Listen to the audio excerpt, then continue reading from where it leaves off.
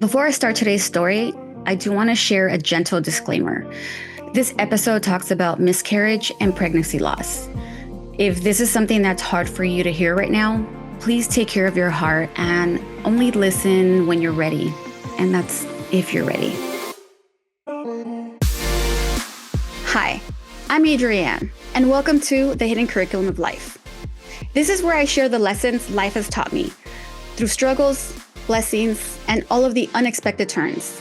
My hope is that even if our paths are different, you'll hear something familiar in my stories and maybe even feel inspired to share your own. Let's get started.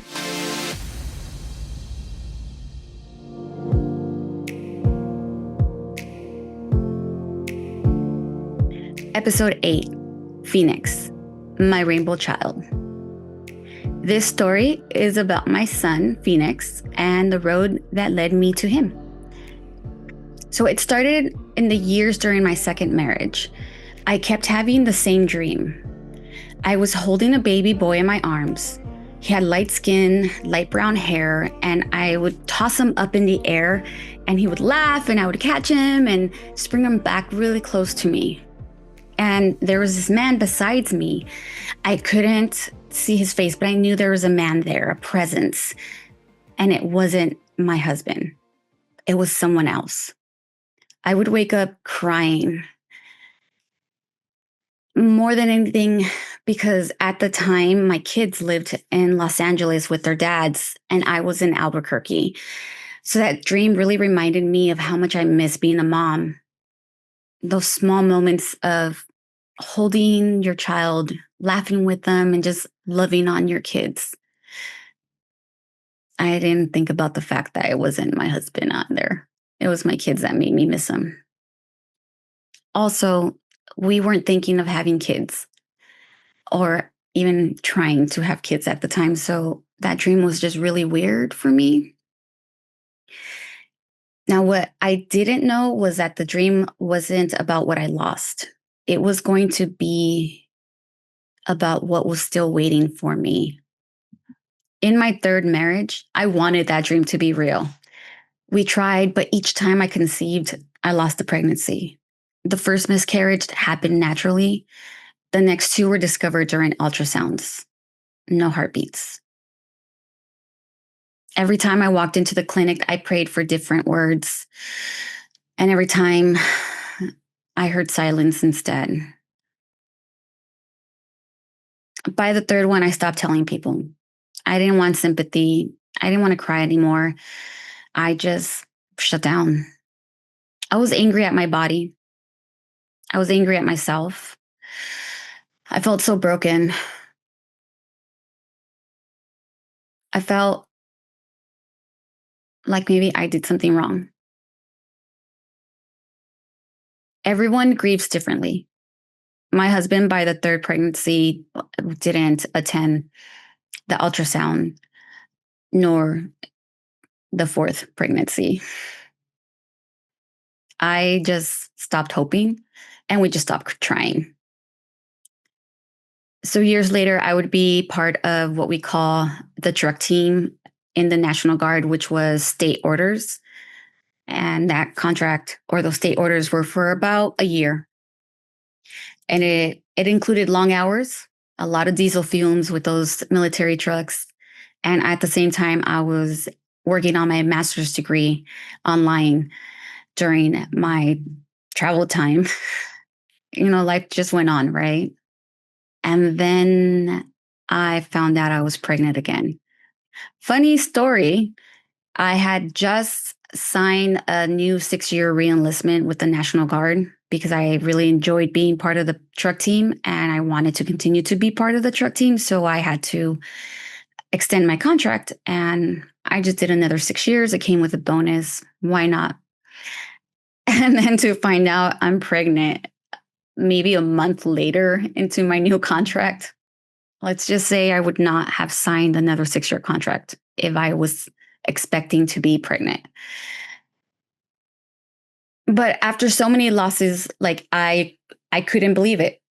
I kept telling myself not to get attached, not to hope. until the first ultrasound. And there was a heartbeat. And for the first time in years, I exhaled.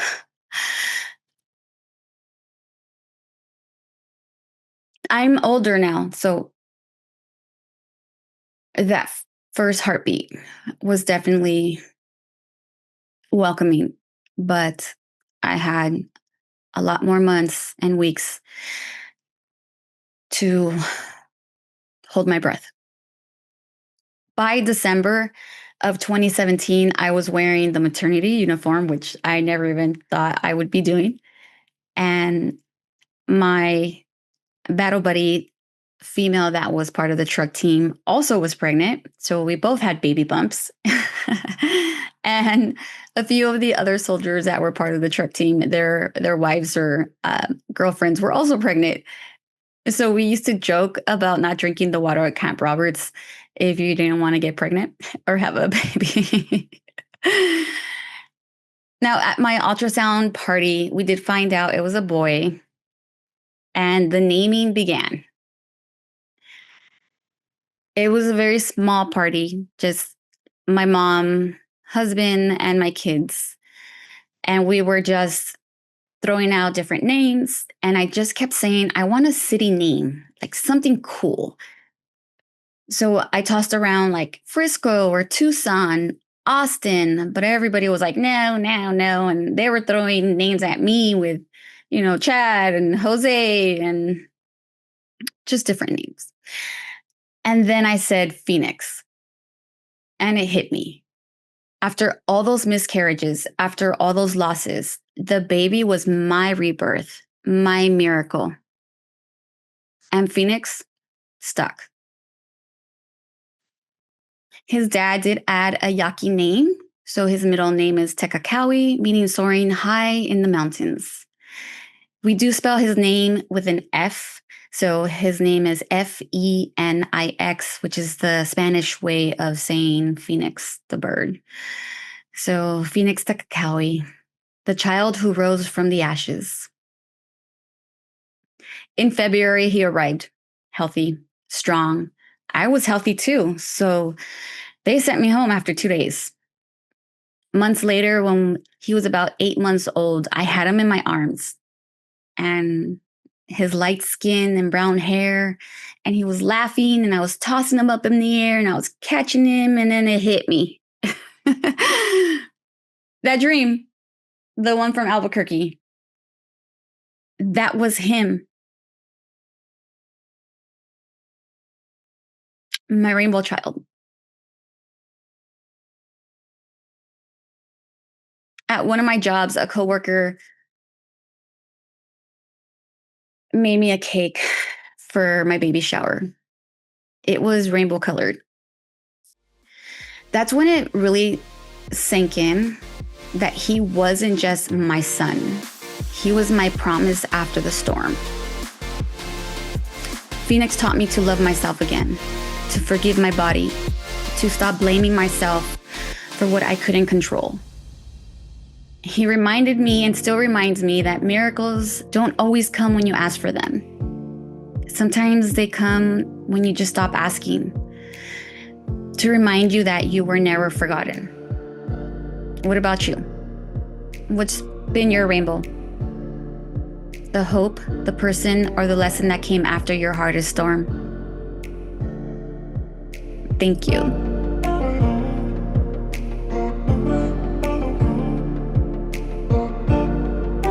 Thanks for hanging out with me today and listening to my story.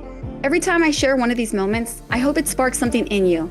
Maybe a memory, maybe a question, maybe even the courage to share your own story. If you got something on your heart, I'd love to hear it. Send me an email or connect with me on Instagram, both Hidden Curriculum of Life. And hey, if this episode made you think or made you smile, share with someone else who might need it. Until next time, keep looking for the hidden lessons, keep your heart open, and I'll see you in the next story. Bye.